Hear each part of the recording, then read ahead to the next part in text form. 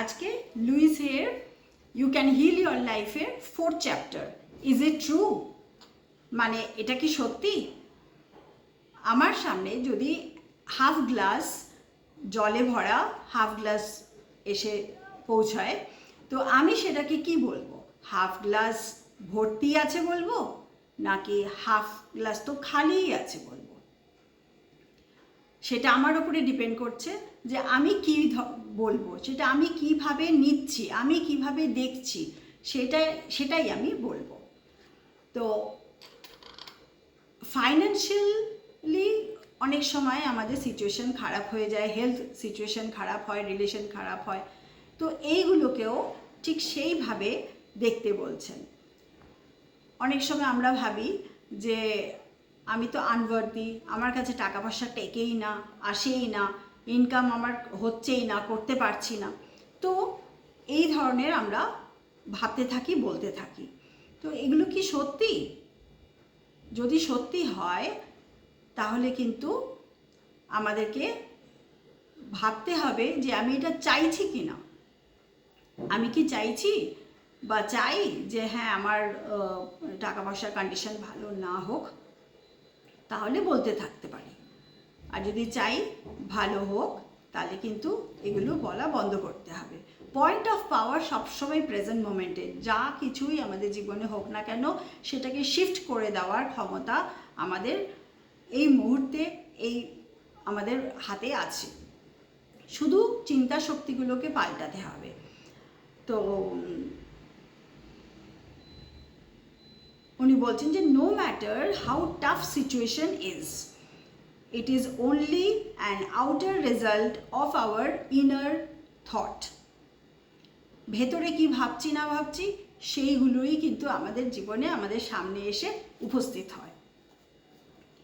You are the only person who thinks in your mind.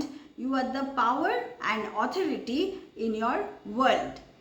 আমার মাথায় কি চলছে, আমার মাথায় কি ধরনের আমি ভাবছি, সেটা কিন্তু সম্পূর্ণভাবে আমার উপরেই ডিপেন্ড করছে।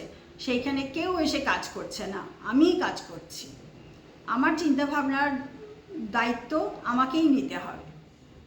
প্রত্যেকটা মোমেন্ট কিন্তু আমাদের একটা নতুন শুরু আমরা করতে পারি প্রত্যেকটা মোমেন্টে, ওই চিন্তা শক্তিটাকে পাল্টে।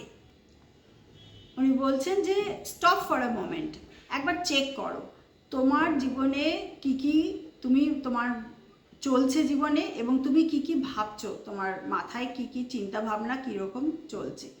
মাথায় যে চিন্তা ভাবনাগুলো চলছে সেটা কি তুমি চাও তোমার জীবনে হোক? তাহলে সেই ধরনেরই চিন্তা ভাবনা করতে থাকো। আর যদি না চাও তাহলে কিন্তু সেই ধরনের চিন্তা ভাবনাটাকে ইমিডিয়েটলি বন্ধ করো, বা তার উল্টো যেটা চাও সেইটা চিন্তা ভাবনা করো। একটা খুব সুন্দর উদাহরণ দিয়েছেন যে আমরা যখন হোটেলে খেতে যাই, নানান রকম ডিশ আমাদের সামনে এসে যায়, সেখান থেকে দেখে কিন্তু আমাদেরকেই চুজ করতে হয় কোনটা খেলে আমার পেট ব্যথা করবে, কোনটাতে আমার কোলেস্ট্রল বেড়ে যাবে, সেগুলো আমরা অ্যাভয়েড করি।